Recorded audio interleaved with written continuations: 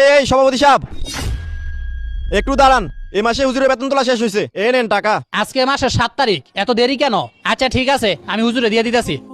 এই ইমাম সাহেব এখানে আসেন। জি সভাপতি সাহেব। এই নেন আপনার মাসের বেতনটা। আজকে মাসের 7 তারিখ। যাক আলহামদুলিল্লাহ। সভাপতি সাহেব, আমার বেতন না বাড়ানোর কথা ছিল, মাত্র 6,000 টাকা বেতন দেন।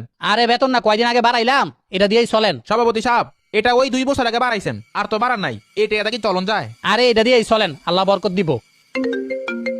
হ্যালো, কি কইতাছো বাজান? তোমার ইন্টারভিউ ভালো হইছে? ও আচ্ছা ঠিক আছে, আমি ইমাম সাহেবরে দিয়ে দোয়া ফরামু। এই হুসাইন ভাই, কি ইমাম সাহেব? ভাই বেতনটা কি একটু বাড়ানোর ব্যবস্থা করুন যায় না? এত অল্প টাকা দিয়ে কি চলা যায়? হুজুর বুঝছি, মানুষ এটাই তো দিতে চায় না, বাড়াইলে আবার দিব। ওয়াইফের বিল 500-1000 টাকা দিয়ে লাই, আর ইমাম সাহেবের বিলই দিতে চায় না। সভাপতি সাহেব, একটা কথা ছিল। কি? আপনি যদি সবাইকে একটু বুঝায় বলেন বেতনটা বাড়ানোর জন্য, তাহলে সবাই বেতনটা বাড়িয়ে দিবে, কারণ মহল্লার সবাই আপনার কথা মানে। আরে এত বেতন বেতন করেন কি লাগিয়া? রমজান মাস, তারাবি নামাজ পড়াইতাছেন,